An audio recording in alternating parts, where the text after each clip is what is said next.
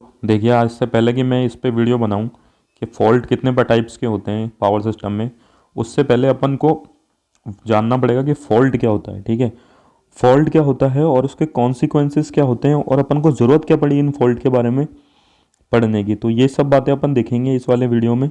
उसके बाद अपन types of fault की बात करेंगे। तो सबसे पहला इसका टॉपिक है, what is fault in electric power system. मतलब इलेक्ट्रिक पावर सिस्टम में फ़ॉल्ट आखिर है क्या चीज़, अपन किस चीज़ को बोलते हैं कि फ़ॉल्ट है। तो देखो, सबसे पहले जो पहली एक डेफिनेशन दी गई है वो की गई है कि the fault in power system is defined as a defect in the power system due to which the current disturb from the intended path. इसका हिंदी में मतलब बताता हूँ कि फॉल्ट पावर सिस्टम में उसको कहा गया है जिससे करंट जो अपना इंटेंडेड पाथ था, जिससे वो जाना चाहिए थे, उससे ना जाके गलत रास्ता चुनता है। मतलब गलत रास्ता तो क्या बोले इसमें, मतलब दूसरा रास्ता चुनता है ना, इंटेंडेड पाथ ना चुन के। जैसे कि मैं आपको एक एग्जांपल में बताता हूँ। ये देखो, तीन फेस है आर वाई बी।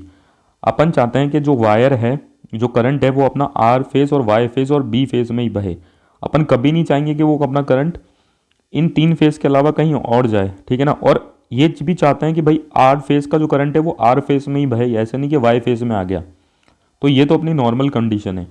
लेकिन फॉल्ट कंडीशन जिसको अपन एबनॉर्मल कंडीशन जिसको अपन फॉल्ट कंडीशन भी बोलते हैं, उसमें देखो शॉर्ट सर्किट हो जाएगा आर और वाई के बीच में।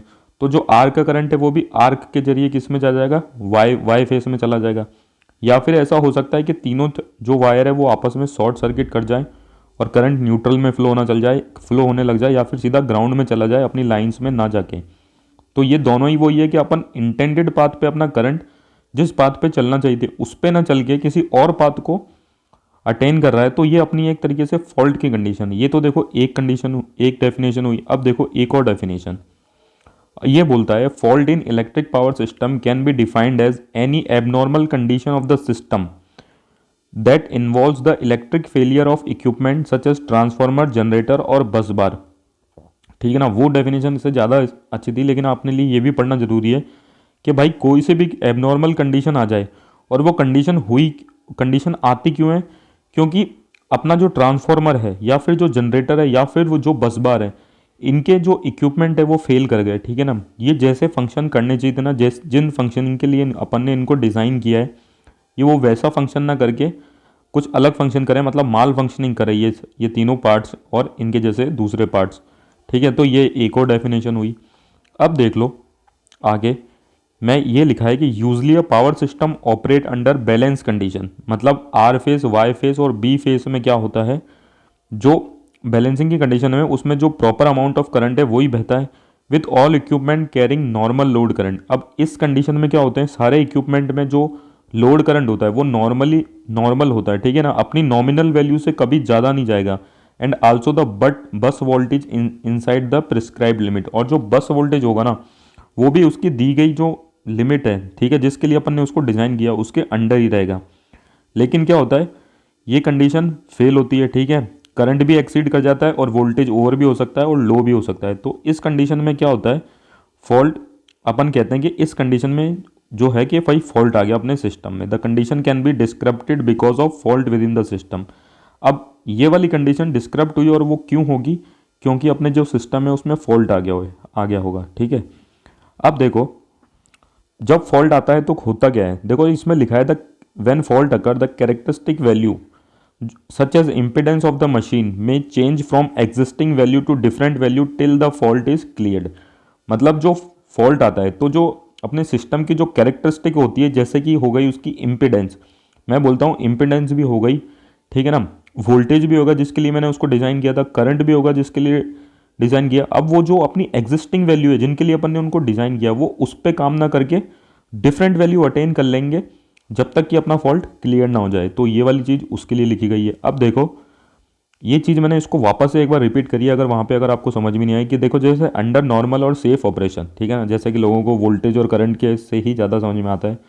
तो अंडर नॉर्मल और सेफ ऑपरेशन जब होगा तो अपना क्या होगा, electric equipment in power system network operate at normal voltage and current rating. तो सिंपल सी बात है, जब नॉर्मल या सेफ ऑपरेशन होगा तब जो वोल्टेज और करंट है वो अपनी जो सेफ रेटिंग है उस पर काम करेंगे। But when once the fault take place, मतलब जब जैसे ही फॉल्ट आया, सर्किट के अंदर या फिर अपने डिवाइस के अंदर voltage and current value deviates from their nominal range. जैसे ही फॉल्ट आया तो अपना क्या होगा, वोल्टेज और करंट क्या होगा, डेविएट करेंगे उनकी नॉमिनल रेंज से, ठीक है।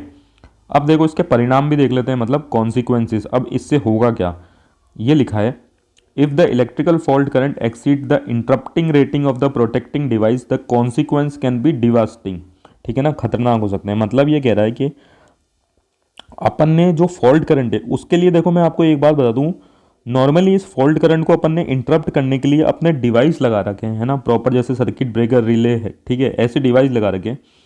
जैसे अपनी इंसुलेशन है वो भी एक तरीके से प्रोटेक्टिंग डिवाइस है। लेकिन अगर ये फॉल्ट करंट उनकी इंटरप्टिंग रेटिंग से भी ऊपर चला गया तो भैया जो परिणाम होंगे वो भयावह होंगे, ठीक है ना, डेवेस्टेटिंग, मतलब यही है, मतलब अच्छे परिणाम नहीं निकलेंगे, कुछ भी हो सकता है, जो होगा वो अपन आगे देखेंगे क्या क्या हो सकता है, ठीक है ना। जैसे कि लिखा है, it can be serious threat to human life, ठीक है, अपने लिए तो खतरा है ही, and is capable of causing injury, extensive equipment damage, ठीक है ना। अब देखो क्या क्या कर सकता है भाई, ह्यूमन लाइफ को तो होगा ही, इंजरी भी कर सकता है, और जो अपने इक्विपमेंट्स लगे हैं उनको डैमेज कर देगा, ठीक है ना। एक्सटेंसिव मतलब बहुत ज़्यादा ही डैमेज कर देगा, ठीक है। फिर ये लिखा है, the fault in power system cause over current, under voltage, unbalance of face, reversed power and high voltage surges. तो देखो ये चीज़ फिर से लिखी गई है, जो फॉल्ट है पावर सिस्टम में वो और क्या क्या कर सकता है, ठीक है, वो अपने लिए तो जो खतरनाक है ये वो है ही है। उसके बाद ओवर वोल्टेज हो जाएगा, ठीक है, या फिर अंडर वोल्टेज हो जाएगा, ठीक है, अनबैलेंस ऑफ द फेस हो जाएगा, मतलब अपन को पता है बैलेंसिंग की कंडीशन में अपने सारे जो फेस है उन पे इक्वल मैग्नीट्यूड ऑफ करंट का, इक्वल मैग्नीट्यूड ऑफ वोल्टेज और करंट रहता है, और सारे 120 डिग्री डिस्प्लेस रहते हैं। लेकिन फॉल्ट की कंडीशन में ये जो बैलेंसिंग की कंडीशन ये नहीं रहेगी, जो कंडीशन है वो अनबैलेंस हो जाएगी, ठीक है ना। रिवर्स पावर, ऐसा भी हो सकता है कि सप्लाई वापस से अपनी जनरेटिंग स्टेशन पे जाए और उसको भी डैमेज कर दे। और हाई वोल्टेज सर्जेस, जो मोमेंटरली, मतलब जो थोड़े समय के लिए जो बहुत ही ज़्यादा वोल्टेज बन जाता है ना, उसको बोलते हैं हाई वोल्टेज सर्जेस। तो ये तो एक परिणाम है ही है, ठीक है। This result in the interruption of normal operation of the network, failure of equipment, electrical fire etcetera. अब इससे क्या क्या रिजल्ट हो सकता है भाई, जो अपना नॉर्मल ऑपरेशन है उसमें तो इंटरप्शन होगा ही होगा, ठीक है ना। दूसरा, फेलियर ऑफ इक्विपमेंट, जो अपने इक्विपमेंट्स लगे हैं उनका फेलियर हो जाएगा, ठीक है ना। और इलेक्ट्रिकल फायर, जो बिजली की वजह से जो आग लगती है वो भी हो सकता है। फिर ये देखो, the fault create the abnormal condition which reduce the insulation strength between the conductor. अब देखो ये जो फॉल्ट है वो क्या करेगा, एबनॉर्मल कंडीशन करेगा, ठीक है ना, एबनॉर्मल कंडीशन करेगा जिसकी वजह से इंसुलेटिंग स्ट्रेंथ होगी जो कंडक्टर की, वो भी क्या होगी, वीक होगी। अब देखो मैं आपको बता दूं कि ये वाली बात इसने क्यों लिखी है। मान लो कि दो वायर हैं, ठीक है ना, दो वायर हैं, ये पहली लाइन को वायर मान लो, दूसरी लाइन को वायर कर लो, ये थोड़े ज़्यादा दूर नहीं होते, ठीक है ना। मान लो कि फॉल्ट आया, ठीक है ना। अब ये जो इस वायर पे जो इंसुलेशन लगी है ये एक प्रॉपर वोल्टेज के लिए थी, ठीक है ना। तो अब जब ये जो वोल्टेज है वो इसकी नॉमिनल रेंज से अगर ऊपर चला गया तो ये इंसुलेशन फिर काम की नहीं रहेगी। फिर क्या होगा कि ये जो ना वोल्टेज है ना, ये जो वायर है इनके बीच में आर्क बन सकती है, क्योंकि वोल्टेज इतना ज़्यादा हो गया तो जो बीच वाली जो गैप है उसको आयोनाइज कर सकता है, ठीक है ना। तो यही चीज़ मैंने यहाँ पे लिखी है, the reduction in the insulation causes excessive damage to the system. अब जैसे ही ये इंसुलेशन में रिडक्शन होगा तो ये अपने सिस्टम को एक्सटेंसिव डैमेज भी कर सकता है। अब देख लो रीज़न, देख लो कि भाई ये फॉल्ट के क्या क्या रीज़न होते हैं। अब देख लो, सबसे पहला तो होता है कि नेचुरल डिस्टर्बेंसेस से होता है सबसे ज़्यादा। तो जैसे अपन को पता है लाइटनिंग, गिर गई बिजली, जो आसमानी बिजली होती है जिसको अपन आकाशीय बिजली भी बोलते हैं, तो वो लाइटनिंग, ठीक है ना, इसकी वजह से भी अपने इंस्ट्रूमेंट फेलियर होता है, फॉल्ट आता है। इसके लिए अपन लाइटनिंग अरेस्टर काम में लेते हैं। हाई स्पीड विंड, जोर से हवाएं चलती है तो दो तार आपस में शॉर्ट हो जाते हैं वगैरह, आपने देखा होगा, ठीक है ना। अर्थक्वेक की वजह से अपने जो डैमेज होता है वो भी एक कॉज है। अब एक्सीडेंट्स की वजह से जो एक्सीडेंट भी एक कॉज बनता है इसके लिए, जैसे फॉलिंग ऑफ ए ट्री, जैसे एक ट्री अपने वो लाइन पे गिरता है तब वो दो लाइनों के बीच में एक शॉर्ट सर्किट की कंडीशन बना देता है, तो ये उसके लिए लिखा है। Vehicle colliding with supporting structure, कभी कभी जो गाड़ियाँ हैं वो भी सपोर्टिंग स्ट्रक्चर जो टावर्स लगे होते हैं उनसे भिड़ जाते हैं, ठीक है ना। एरोप्लेन क्रैशिंग और एपरेचर्स फेलियर, ठीक है। तो इन सब चीज़ों को देखते हुए there are is a need of fault analysis, तभी तो अपन इन फॉल्टों के बारे में पढ़ाई करते हैं कि भैया आखिर ये फॉल्ट हो क्यों रहे हैं, उनको एनालाइज करें, उनको रोका कैसे जाए और इनके लिए क्या अपन प्रिकॉशन ले सकते हैं, ठीक है ना। In order to provide information for, मतलब अब ये फॉल्ट एनालिसिस का जो का करने का अपनी ज़रूरत पड़ी, वो क्या हुई कि अपन इन पॉइंट्स के लिए इंफॉर्मेशन इकट्ठी कर सकते हैं, ठीक है ना। तो सबसे पहला पॉइंट होगा भाई अपन फॉल्ट एनालिसिस क्यों कर रहे हैं, ताकि upon the choice off switch gear, है ना, ताकि अपने फॉल्ट एनालिसिस की वजह से अपन अपना स्विच गियर प्रोटेक्शन चुन सके, जैसे कि सर्किट ब्रेकर और रिले। मतलब कि भाई मान लो कि अपना जिस तरीके के फॉल्ट आते हैं तो अपन उसके हिसाब का ही सर्किट ब्रेकर लगाएंगे, उस रेटिंग की करंट को इंटरप्ट करने वाला, ठीक है ना। उसी प्रकार की अपन रिले लगाएंगे, इनकी ट्रिप सेटिंग वगैरह भी उसी टाइप से सेट करेंगे कि उसमें फॉल्ट किस तरीके का आता है और उसको अपन किस कंडीशन में काम में लेना चाहते हैं ना। दूसरा साइज ऑफ कंडक्टर, भैया जो अपन कंडक्टर काम में ले रहे हैं, जो वायर काम में ले रहे हैं, उसका साइज क्या हो कि वो वोल्टेज को सहन कर सके, अगर फॉल्ट करंट भी आए तो वो उसके अपने थ्रू फ्लो करवा सके और ग्राउंड में ले जा सके, ठीक है ना। सेटिंग ऑफ रिले की सेटिंग करना। Find the rating requirement of other power equipment, और जो दूसरे पावर अपने इक्विपमेंट्स है उनकी रेटिंग भी अपन पता कर सकते हैं कि भैया इनको इस कंडीशन में काम कर लेना है और ऐसे ऐसे फॉल्ट आ सकते हैं, तो अपन अपनी जो इक्विपमेंट की रेटिंग हो उसको पहले से उसी हिसाब की रखें, है ना। तो मैंने लिखा है बाय डूइंग ऑल दिस, अपन इन सब कामों को करके we confirm the stability of our system, अपन इस बात में थोड़ा बहुत कन्फर्म भी हो जाएंगे कि अपनी सिस्टम है वो स्टेबल रहेगा, क्योंकि अपन ने जो मेजर फॉल्ट है ना, जो मतलब डिवास्टिंग कंडीशन हो सकती है, उनसे बचने के लिए पहले ही उपाय कर रखेंगे, उन फॉल्ट को पहले ही स्टडी कर रखा है और उनसे बचने के उपाय निकाल रखे हैं, ठीक है ना। फिर लिखा है all the equipment must be chosen to work within the fault current that sometime flow in great quantity, ठीक है ना। तो अपन को क्या करना है कि सारे इक्विपमेंट अपन को कुछ ऐसे चुनने हैं कि वो जो फॉल्ट करंट है उसके अकॉर्डिंग वर्क करने के लिए उनके पास पावर हो, ठीक है ना।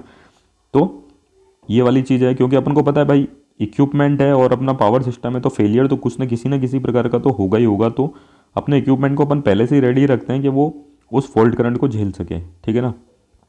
फिर जो अपना अल्टीमेट गोल होता है वो मैंने यहाँ लिखा है, our goal is to interrupt the fault current as early as possible with minimum disruption to upstream device by achieving good coordination between protecting device and precious trip setting. भैया अपना गोल यही है कि फॉल्ट करंट को जल्दी से जल्दी अपन क्या करें, डिस्टर्ब करें जब उससे पहले कि वो अपने जो डिवाइस हैं उनको दिक्कत पहुंचाए या उनको हार्म पहुंचाए। अब ये अपन कैसे अचीव कर सकते हैं, अचीव ऐसे कर सकते हैं जो अपना कोऑर्डिनेशन होगा प्रोटेक्टिव डिवाइस और प्रीशियस ट्रिप सेटिंग और प्रोटेक्टिव डिवाइस के बीच में जो कोऑर्डिनेशन है वो प्रॉपर होना चाहिए, ठीक है। तो ये था इसके बारे में, थैंक यू।